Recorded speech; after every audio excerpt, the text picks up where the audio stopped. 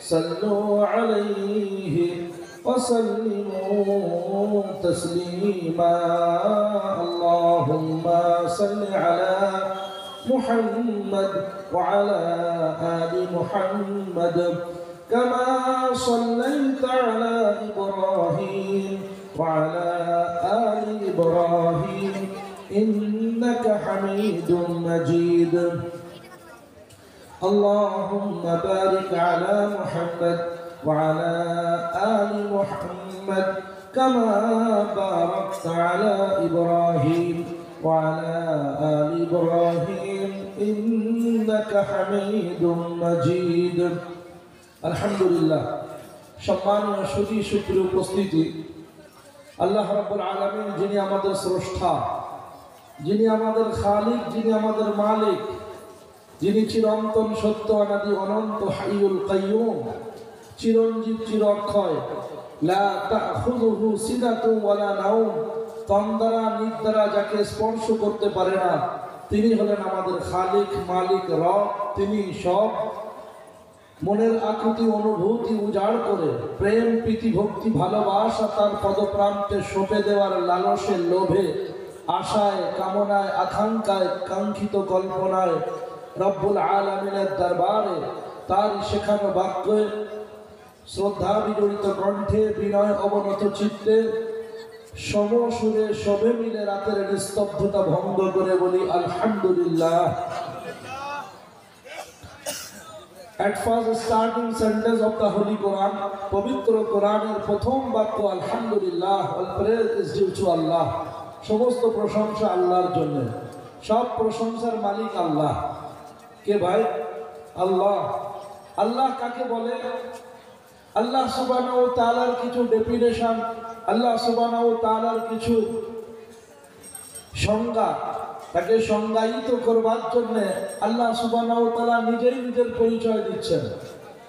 আল্লাহ সুবহানাহু ওয়া তাআলা বলছেন, একবার মক্কার কিছু নরপতি দলপতি লিডাররা এসে বললেন, মোহাম্মদ সাহেব, আমরা আপনার কাছে জানতে চাই যে আপনি যে আল্লাহর জন্য ইবাদত করতে বলেন সেই আল্লাহ সুবহানাহু ওয়া তাআলার আব্বার নাম কি? সেই আল্লাহ সুবহানাহু ওয়া তাআলার পরম্পরা তার বংশ পরিচয়টা কি? একটু আমাদেরকে শোনান। যেহেতু আমরা আরববাসী বংশ পরিচয় ছাড়া চলি না, তো আপনি একটু বলেন আমাদেরকে। তো আল্লাহ নবী ভাবছিলেন, দেখেন সব প্রশ্ন কিন্তু প্রশ্ন হয় না ভাই ভাই। বলছে 10-এর আগে কি? তা বলছে নয়। ওই প্রশ্ন করে আল্লাহর আগে কি? আল্লাহর আগে কে? তো এই প্রশ্নে অনেকে উত্তর দেওয়ার চেষ্টা করে। আমাদের পশ্চিমবাংলা একটা নাম করা মাদ্রাসা আছে, রাবেতা মাদারিস বোর্ডের প্রায় পজিশন আসে এবং দারুল উলুম দেওবন্দে তাদের ছাত্ররা প্রত্যেক বছর দাখিলা হয়। মাদ্রাসার নাম হচ্ছে মাদ্রাসা দারুস সালাম শায়েস্তানগর। ওই মাদ্রাসা একেবারে উত্তর 24 পরগনার সীমান্ত প্রান্তিক শহর বসিরহাট থেকে ভিতরে কাটিয়া হাটের কাছে শায়েস্তানগর একটা গ্রাম, সেই গ্রামের মাদ্রাসা। তো সেই গ্রামে রিসেন্টলি একটা জলসায় গিয়েছিলাম। তো ছাত্ররা মোকালামা করছে, কথোপকথন কনভারসেশন করতে করতে নিজেরা প্রশ্ন করছে, একজন উত্তর দিচ্ছেন। দিয়ে বেশ এমন কিছু প্রশ্ন করলেন যে তোমার আল্লাহ এখন কোন দিকে তাকিয়ে আছেন, তোমার আল্লাহ এখন কি করছেন, তোমার আল্লাহর আগে কে আছে, ইত্যাদি ইত্যাদি। জান্নাতে 4টে নহর আছে, নদী আছে, সেই নদীর মোহনা উৎসস্থল একটাই, হাউজে কাউসার। এখান থেকে একটা দুধের নদী, এখান থেকে একটা আপনার মধুর নদী, এখান থেকে একটা শরবতের নদী, আর এখান থেকে একটা শরাবের নদী। 4টে নদী প্রবাহিত হয়েছে। তো এই 4টে নদীর উৎসস্থল যদি এক হয় তাহলে 4টের পানির আস্বাদ কেন আলাদা আলাদা হবে? মধুর আস্বাদ আলাদা, শরবতের আলাদা, দুধের আলাদা, আর শরাব যেটা আমরা মানে বৈধ অবৈধ মিশিয়ে, অবৈধ কি বলবো, দুনিয়াতে সবই তো অবৈধ, তো যেগুলো পান করে আল্লাহ সুবহানাহু ওয়া তাআলা জান্নাতে পান করাবেন, কিন্তু সেটা বৈধতার মধ্যে থেকে।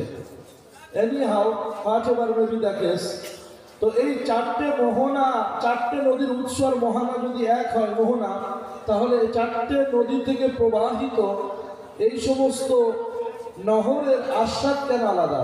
এইরকম বিভিন্ন প্রশ্ন করছিলেন। তো আমি মনোযোগ দিয়ে শুনছিলাম।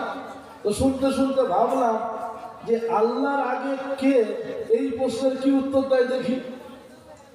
কথা বলছে তো অন্য জায়গায় শুনতাম যে সবাই বলে ভাই 10-এর আগে কি, বলে 9, 9-এর আগে কি, তা বলছে 8, 8-এর আগে কি, 7, 7-এর আগে 6, 6-এর আগে 5, 5-এর আগে 4, 4-এর আগে 3, 3-এর আগে 2, 2-এর আগে 1, 1-এর আগে, বলে 1-এর আগে কিচ্ছু না। এটা আমরা জানতাম। তো আল্লাহ যেমন এক, তার আগে কিচ্ছু নাই, এই উত্তরটা আমরা জানতাম। কিন্তু ওরা দেখছে এক্সট্রাঅর্ডিনারি পারফরমেন্স, একটা সুন্দর মানে নতুন হাতের সঙ্গে মিশিয়ে তাল মিলে একটা উত্তর দিল। উত্তরটা ভেরি ফ্যান্টাস্টিক, আমার দারুণ লাগলো, আপনাদেরও মনে হয় ভালো লাগবে। তো বলছে, যিনি প্রশ্ন করলেন যে আল্লাহর আগে কে, তো যিনি উত্তর দিচ্ছেন তা বলছে ইয়োর কোশ্চেন যে ভেরি ভেরি রং, আপনার কোশ্চেনটাই ভুল। তা বলছে না, প্রশ্ন যখন এসেছে উত্তর দিতে হবে, ভুল কিসের?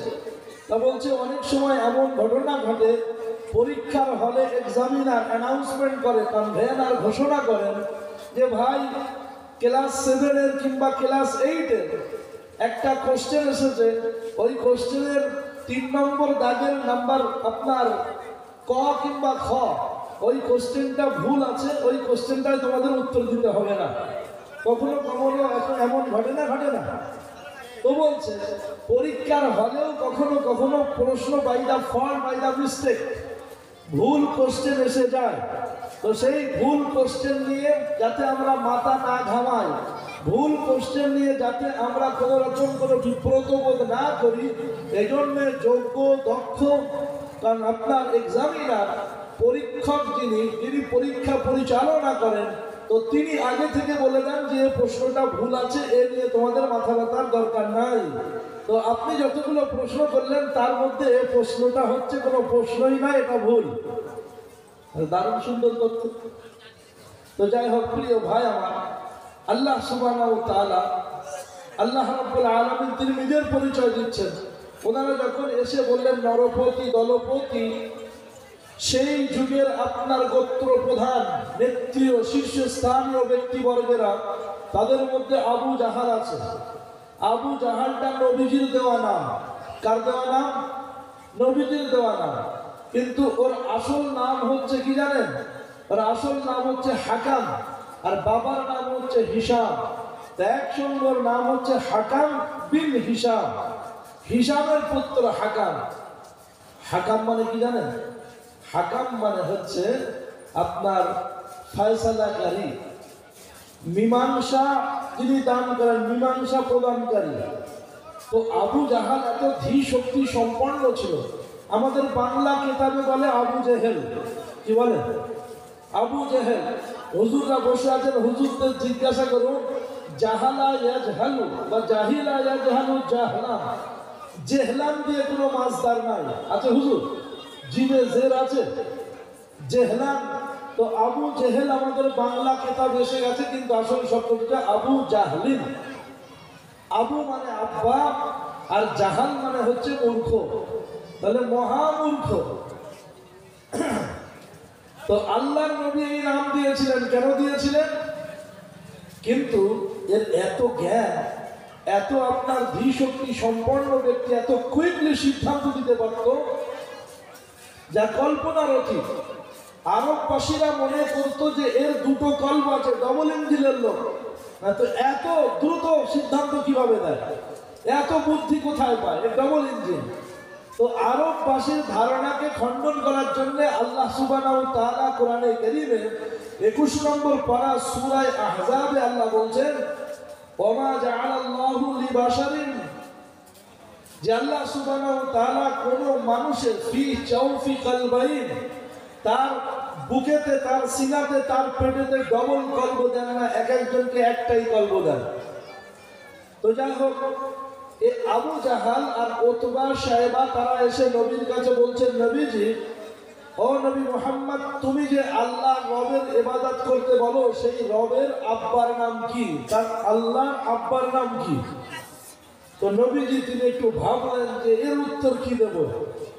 আর আল্লাহর নবী নবুয়ত পাওয়ার পর থেকে কখনো নিজের পক্ষ থেকে কিছু বলতেন না, যা কিছু বলতেন ওহী মোতাবিক বলতেন, আল্লাহর পক্ষ থেকে আসা বার্তা অনুযায়ী বলতেন। আপনি কল্পনা করুন, আপনাদের এখান থেকে পলাশী বেশি দূর নয়, বেশি দূর কি কাছাকাছি। তো আমি যদি আপনাদের এখানে যদি প্রশ্ন করি যে পলাশীর যুদ্ধ কবে হয়েছিল, লর্ড ক্লাইভের কত সেনা ছিল, নবাব সিরাজউদ্দৌলা সাহেবের আপনার কতজন কমান্ডার ইন চিফ ছিলেন, আর কিসের কারণে যুদ্ধে পরাজিত হতে হলো, কান্ডারি তব সম্মুখে ওই পলাশীর প্রান্তর বাঙালির খুনে লাল হলো যেটা ক্লাইভের খঞ্জর, ওই গঙ্গায় ডুবি আছে হায় ভারতের দিবাকর, উদিবেশে রবি তোমারই খুনের রাঙিয়া পুনর্বার।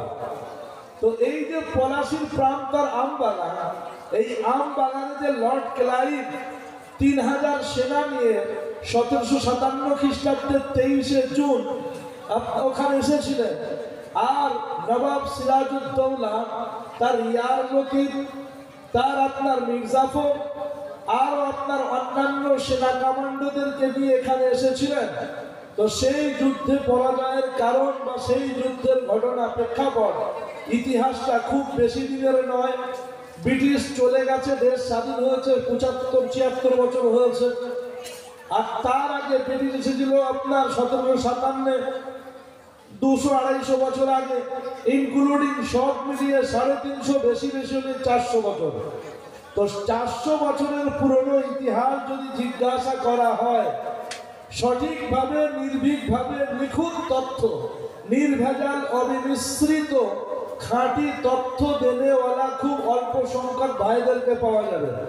বেশিরভাগ আমরা বলবো হযরত ইতিহাস সম্পর্কে আমাদের খুব বেশি জানা নাই। এবার একটা কথা বলি, আমাদের কাছে আমাদের পাশে 50 কিলোমিটারও দূর নয়, 30 থেকে 40 কিলোমিটার দূর হবে এই পাশের আমবাগান আমাদের জেলার ঘটনা যদি আমরা 400 বছর আগেকার মনে রাখতে না পারি, এটা কঠিন সত্য, সত্যি কঠিন। তাহলে আল্লাহর নবী প্রিয় মুহাম্মদুর রাসূলুল্লাহ সাল্লাল্লাহু আলাইহি সাল্লাম, তাকে জিজ্ঞাসা করা হচ্ছে, নবুয়তের চেকিং করা হচ্ছে কিভাবে, যে আসহাবে কাহাফ 9 জন যুবক তারা স্বৈরাচারী শাসক সম্রাটের বিরুদ্ধে পালিয়ে গিয়ে গিরি গুহার গর্তে আশ্রয় নিয়েছিলেন, সেই যুবকদের খবরটা আপনি বলুন। আল্লাহর নবীকে জিজ্ঞাসা করা হয়েছিল, বিশ্ববাসী একটা প্লাবন হয়েছিল নূহ আলাইহিস সালামের যুগে, সেই নূহ আলাইহিস সালামের যুগের প্লাবনের সংবাদটা আপনি বলুন। ইতিপূর্বে একজন নবী এসেছিলেন, নবীর নাম হযরত মুসা আলাইহিস সালাম, তিনি সমুদ্র পার করে ওপারে চলে গিয়েছিলেন আর ফেরাউন সদল বলে ডুবে মারা গিয়েছিল, ওই ইতিহাসটা বলুন। আপনি বুকে হাত দিয়ে বিবেচনা করুন, যে নবী মায়ের পেটে থাকা অবস্থায় আব্বা চলে গেলেন, যিনি লেখাপড়া শেখানোর দায়িত্ব সন্তানদের নেন, মূলত আব্বা, তিনি চলে গেলেন। মা কষ্ট করে বাচ্চার লেখাপড়ার দায়িত্ব নেন, কিন্তু যে বয়সে বাচ্চা লেখাপড়া করতে শিখবে, মা শেখাবেন, সেই 6 বছর বয়সে মক্কা শরীফে আব্বার কবর জিয়ারত করতে গিয়ে আল্লাহর নবী তার আম্মাকেও হারিয়ে ফেললেন। আবু আবা নামক স্থানে আম্মা চলে গেলেন। দাদা মোটামুটি বেঁচে আছেন, তিনি লালন পালনের দায়িত্ব নিলেন। দাদা আব্দুল মুত্তালিব সাহেব 8 বছরে তিনিও চলে গেলেন, লেখাপড়া আর শেখার মতো সুযোগ ঘটল না। চাচা তিনি দায়িত্ব নিলেন আবু তালিব সাহেব লালন পালন করবার, কিন্তু আবু তালেব সাহেবের ফ্যামিলি সদস্য, সংসারের মেম্বার সদস্য এত বেশি যে তিনি দারিদ্রতার দায়ে, আর্থিক দৈন্যতা, অর্থনৈতিক পরিকাঠামো, ইকোনমিক কন্ডিশন, ফিনান্সিয়াল কন্ডিশন তার এত পোর, ভেরি ব্যাড, খারাপ, যে তিনি ভাইপোর লালন পালন শুধু খাওয়া দাওয়াটুকুই দেবেন, এতটুকু তার সাধ্যের মধ্যে আসছে না, সাধ্যের বাইরে হয়ে যাচ্ছে। 12 বছর বয়সে ভাইপোকে নিয়ে পাশের শহর বসরাতে নিয়ে যাচ্ছেন। আর ওখান থেকে শাম দেশে নিয়ে যাচ্ছেন, পাশের আপনার দেশ। এভাবে করে ব্যবসায় হাতে খড়ি দেওয়া শুরু হলো। তারপরে বললেন যে তুমি অন্যের কোনো